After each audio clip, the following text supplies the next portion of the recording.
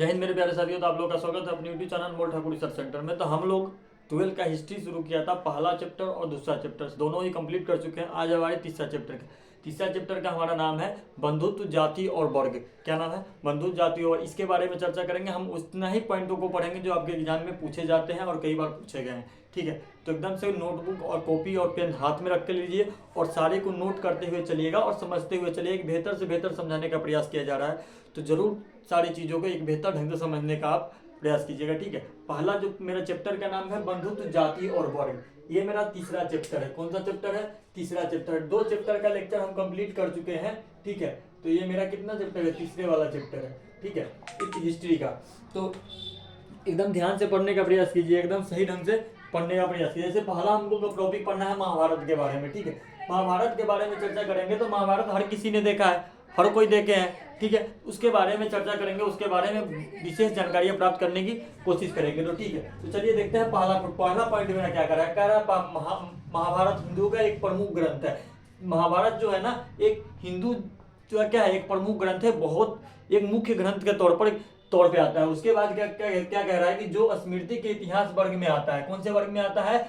स्मृति के इतिहास वर्ग में आता है। कभी कभी आगे कह रहा है कि कभी कभी इसे केवल भारत कहा जाता है। देखो, महाभारत को कभी कभी ना इसे सिर्फ और सिर्फ क्या कहा जाता है? भारत कहा जाता है। ठीक है, तो ये पॉइंट याद रखिएगा कि महाभारत को कभी कभी क्या कहा जाता है? तो महाभारत को कभी कभी आपको भारत कहा जाता है। ये शायद आपको ऑब्जेक्टिव में पूछ सकते हैं या नहीं भी पूछ सकते हैं। ठीक है, चलिए अगले पॉइंट की बात करते हैं। अगला कह रहा है यह महाकाव्य ग्रंथ भारत के अनुपम धार्मिक, पौराणिक और ऐतिहासिक और दार्शनिक ग्रंथ है। क्या क्या है? आप याद रखिएगा कि भारत के अनुपम धार्मिक, पौराणिक और ऐतिहासिक और एवं दार्शनिक ग्रंथ है। कौन? महाभारत। ठीक है, अब आगे बात करते हैं। अगला सेकंड पॉइंट मेरा क्या कह रहा है कि विश्व का सबसे लंबा यह साहित्यिक ग्रंथ है और महाकाव्य साहित्य ग्रंथ और महाकाव्य हिंदू धर्म के मुख्यतम ग्रंथों में से एक है। कौन से ग्रंथों में से एक है? देखिए, हिंदू धर्म के जितने भी ग्रंथ है ना, सब ग्रंथों में से एक है। यानी कि मुख्य ग्रंथ जो है आपका कौन है? ये महाभारत है। इसमें बहुत प्रकार की कहानियां, बहुत प्रकार की चीजें देखने को मिलती है। बहुत सारी चीजों,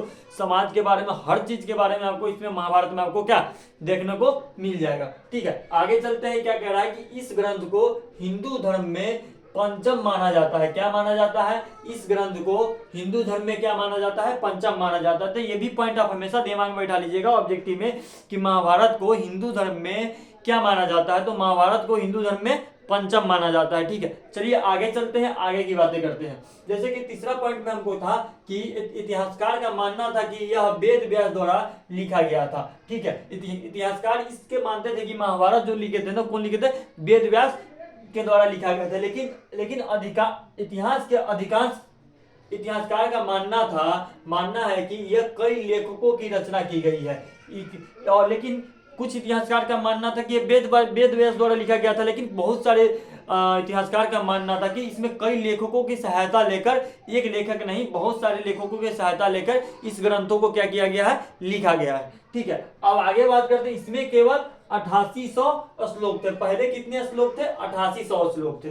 ठीक है, और बाद में छंदों की संख्या की बढ़ाकर कितनी कर दी गई? 1,00,000 हो गई। कितनी हो गई? याद रखिएगा, पहले कितनी थी? 8800, बाद में बढ़ाकर कितना कर दिया गया? 1,00,000 कर दिया गया। ठीक है, अब अगले पॉइंट की बात करते हैं। अगला है मेरा कि 1919 में एक महत्वपूर्ण काम शुरू हुआ। याद रखिएगा कि 1919 में एक महत्वपूर्ण काम शुरू हुआ।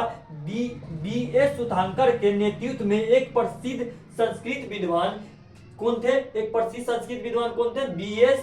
सुधांकर। ठीक है, एक नेतृत्व में, इनके अगुवाई में, ठीक है, इनके नेतृत्व में एक संस्कृत विद्वान जिन्होंने महाभारत के एक महत्वपूर्ण संस्करण को तैयार करने का समर्थन दिया। अब इन्होंने कहा कि कब? 1919 ईस्वी में बी.एस. सुधांकर के नेतृत्व में इन्होंने कहा कि महाभारत को एक बेहतर से बेहतर ढंग से हर चीज को खोज के, हर चीज से निकाल के एक बेहतर से बेहतर रूप देने का प्रयास करने का एक समर्थन दिया। किसने? बी.एस. सुधांकर ने। ये चीज, इनका नाम याद रखिएगा, ऑब्जेक्टिव में पूछा जाएगा। ठीक है, आगे बात करते हैं महाभारत की विशिष्टता। महाभारत की विशिष्टता की बात करते हैं। इतिहासकार जांचते हैं कि क्या ग्रंथ प्राकृति में, पाली में या संस्कृत भाषा में लिखे गए थे। अब सबसे पहला काम क्या किया गया कि इतिहासकार उसको जांचने का प्रयास किया गया तो कि कौन सी भाषा में सबसे पहले ये महाभारत लिखा गया था। कौन कौन सी भाषा में, प्राकृतिक, पाली या संस्कृत, किसमें लिखा गया था। अब आगे बात करते हैं, सेकंड पॉइंट था कि महाभारत में प्रयुक्त संस्कृत वेदों की तुलना में कहीं अधिक सरल है। क्या है कि महाभारत में प्रयुक्त संस्कृत वेदों की तुलना में कहीं अधिक सरल है, यानी कि बहुत ही आसान सा सरल, सारे वेदों को मिला के ना क्या क्या संस्कृत का वेद जो है उससे कहीं आसान महाभारत का है। ठीक है, आगे बात करते हैं। अगला पॉइंट है कि महाभारत में लड़ाई जंगलों, महलों और बस्तियों के विशद वर्गों का है। किसका है? बस्तियों के विशद वर्गों का है। महाभारत का अगला है कि महाभारत का सबसे चुनौतीपूर्ण प्रकरण में से एक द्रौपदी के 5 पांडवों के साथ विवाह है। कहने का मतलब है कि महाभारत के सबसे चुनौतीपूर्ण कार्य था ना, उसमें से एक काम ये भी था कि द्रौपदी जो थे वो सब जानते, उसमें 5 पांडवों के साथ विवाह का था। ठीक है, यहाँ तक 2 पॉइंट पढ़े। 2 पॉइंट में क्या पढ़े? महाभारत के में जाना कि महाभारत को हम लोग क्या बोलते हैं, कैसे बोलते हैं, किसने किस प्रकार से, जैसे कि लाइन था कि महाभारत हिंदुओं का एक प्रमुख ग्रंथ है। हर किसी को पता है कि महाभारत हिंदुओं का क्या है, एक प्रमुख ग्रंथ है। आगे बात करते हैं कि स्मृति के इतिहास वर्ग में आता है। कभी कभी इसमें केवल भारत कहा जाता है, ये भी हमने जानने का प्रयास किया कि महाभारत को कभी कभी क्या कहा जाता है, भारत कहा जाता है। ठीक है, आगे हमने क्या समझा कि यह काव्य ग्रंथ भारत का अनुपम धार्मिक, पौराणिक एवं ऐतिहासिक और दार्शनिक ग्रंथ है। ठीक है, अगला पॉइंट क्या पढ़ा? विश्व का सबसे लंबा एवं साहित्य ग्रंथ और महाकाव्य हिंदू धर्म के मुख्यतः ग्रंथों में से एक है। जितने भी हिंदू धर्म है उसमें से सब में से एक महाभारत भी मुख्यतम ग्रंथों में आता है। ठीक है, आगे क्या पढ़े कि हिंदू धर्म में से पंचम माना जाता है। ये भी पढ़े कि हिंदू धर्म में क्या इसे माना जाता है, एक पंचम माना जाता है। ठीक है, आगे पढ़े। इतिहासकार का मानना था कि वेद व्यास ने महाभारत लिखी, लेकिन बहुत सारे इतिहासकार का यह भी मानना था कि एक लेखकों का काम नहीं, बहुत सारे लेखकों मिलकर इनका महाभारत लिखे होंगे। पहले श्लोकों की संख्या कितनी थी? 8800 थी। बाद में कितना कर दिया गया? 1 लाख हो गई। ठीक है, यहां तक हम लोगों ने पढ़ा। आगे क्या पढ़ा? 1919 में एक महत्वपूर्ण कार्य शुरू किया गया। किसके नेतृत्व में? बी एस सुतांकर, जो संस्कृत के बहुत बड़े महान विद्वान थे। उन्होंने कहा कि महाभारत को एक ऐसा रूप दिया जाए, एक ऐसे खोज पड़ताल करके एक बेहतर से बेहतर रूप देने का प्रयास करने का एक समर्थन दिया। ठीक है, आगे हमने क्या पढ़ा कि महाभारत की विशिष्टता में कि इतिहासकार जानते हैं कि क्या ग्रंथ प्राकृतिक, पाली या संस्कृत में लिखा गया। महाभारत जो लिखा गया था पहली बार किस भाषा में लिखा गया? प्राकृतिक में लिखा गया, पाली में लिखा गया या आपको संस्कृत में लिखा गया, इसके बारे में पढ़े। आगे क्या पढ़े कि महाभारत में प्रयुक्त संस्कृत वेदों की तुलना में कहीं अधिक सरल थी। जितने भी संस्कृत के वेद हैं उसकी तुलना में महाभारत का वेद बहुत ही आसान था, इसके बारे में जानकारी प्राप्त की। अगला क्या पढ़ा कि महाभारत में लड़ाई जंगलों, महलों और बस्तियों के विशिष्ट वर्गों का है। महाभारत का सबसे चुनौतीपूर्ण प्रकरणों में से एक जो था, जो सबसे चुनौतीपूर्ण था, वो था द्रौपदी को 5 पांडवों के साथ विवाह करना। इतनी सारी चीजों को पढ़े। इसके आगे की बात करते हैं, इसका नोट डाउन कर लीजिए या स्क्रीनशॉट ले लीजिए। अगर महाभारत के बारे में पूछे तो इतना बता दीजिए, महाभारत की विशेषता के बारे में पूछे तो इतना बता दीजिए। ठीक है, इतना ही पढ़ना है जो आपके एग्जाम में पूछे जाते हैं और पूछे जाएंगे। ठीक है, तो अभी के समय में उतना ही करना। तो आगे चलिए, आगे चलते हैं। इसको नोट डाउन कर लीजिए, स्क्रीनशॉट ले लीजिए।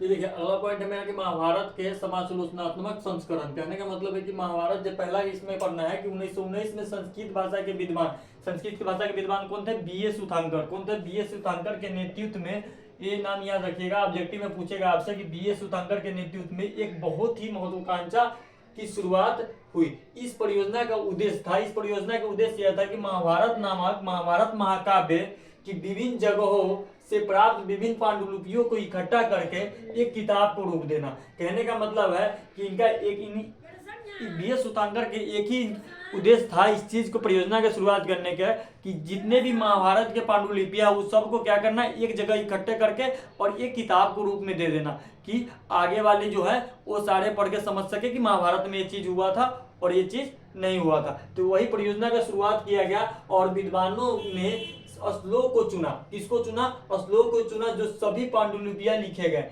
श्लोक में क्या लिखे गए? सभी पांडुलिपियां लिखे गए। और इस सब का प्रकाशन लगभग 13,000 पन्नों में किया गया। महाभारत जो लिखा गया, हमेशा याद रखिएगा, आपसे ऑब्जेक्टिव ये पूछेगा कि महाभारत कितने हजार पन्नों में लिखा गया, तो 13,000 पन्नों में महाभारत लिखा गया है। ठीक है, लिखा गया है, अनेक ग्रंथ एवं खंडों में हुआ। इस परियोजना को पूरा करने में 47 साल लगे थे। कितना साल लगे थे? महाभारत को लिखने में पूरा इस जितनी परियोजना थी, जो BS सूतांकर की जो परियोजना थी, इसको पूरा करने में कितने साल लगे थे? आपके 47 साल लग गए थे। ठीक है, तो ये थी महाभारत के कहानी। और इसके आगे इसी चैप्टर में महाभारत से रिलेटेड सारी कहानियों को पढ़ेंगे। तो पहला टॉपिक आते हैं बंधुत्व और विवाह।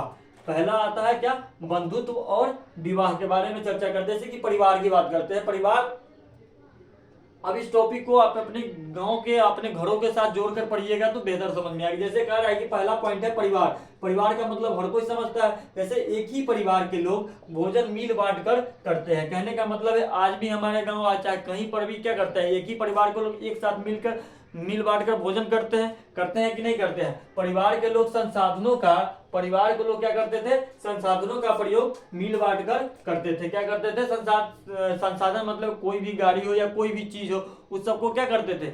मिल बांट कर संसाधनों का उपयोग करते थे। आज भी वही होता है। और परिवार के लोग साथ रहते थे। आज भी परिवार के लोग क्या करते हैं? साथ रहते हैं। अब आते हैं एक अलग सा टॉपिक है पितृवंशिक व्यवस्था का आदर्श। ये शुरू से चलते आ रहा है और आज तक ही ये जो व्यवस्था है आपका चलते आ रहा है। कौन सा? पितृवंशिक व्यवस्था का आदर्श। कहने का मतलब है पितृवंशिक हमारे देश में पहले से मौजूद थी।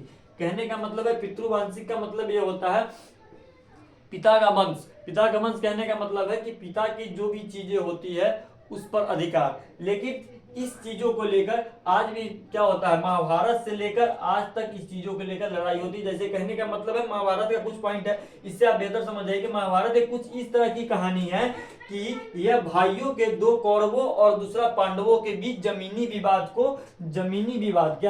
जमीनी विवाद आज भी होता है। और सत्ता को लेकर, किसको लेकर? सत्ता को लेकर युद्ध एक कहानी है। कहने पितृवंशिक व्यवस्था का अर्थ यही होता है कि जैसे कि दो भाइयों के बीच कौन सा विवाद आज भी होता है? जमीनी विवाद होता है कि नहीं होता है? और इसमें सत्ता को लेकर, किसको लेकर? सत्ता को लेकर हुए युद्ध की एक कहानी है, जिसमें पांडवों की जीत हुई। किसकी जीत हुई थी? कौरवों की हार हुई थी और पांडवों की जीत हुई थी। किसमें? जमीनी विवाद और सत्ता को लेकर। समझ में आ गया? तो आज का टॉपिक आपका जो होगा यही खत्म करते हैं। कल इसकी आगे के वीडियो करते हैं। हमको उतना ही पढ़ना है जो आपके एग्जाम में पूछे जाते हैं, उससे ज्यादा नहीं पढ़ना है, नहीं उससे कम पढ़ना है। ठीक है, इसके ऑब्जेक्टिव हमने करा रखा है, तो जाकर जरूर देखो। और इसके सारे के सारे फर्स्ट पार्ट का लेक्चर, सेकेंड पार्ट का लेक्चर और थर्ड पार्ट का लेक्चर, ये थर्ड आज से शुरू हुआ है, तो तीनों का तीनों आपके प्लेलिस्ट में मिल जाएगा, तो जाकर जरूर देखा। और इसका PDF चाहिए तो टेलीग्राम चैनल जाकर ज्वाइन कर लीजिए, वहीं पे मिलेगा। टेलीग्राम चैनल जाके, इसी चैनल के नाम से टेलीग्राम चैनल है, वहां पर जाके ज्वाइन कर लीजिए, लिंक डिस्क्रिप्शन में है, तो जाके जरूर ज्वाइन करें। आज के लिए इतना ही। जय हिंद, मिलते हैं कल वाले वीडियो में।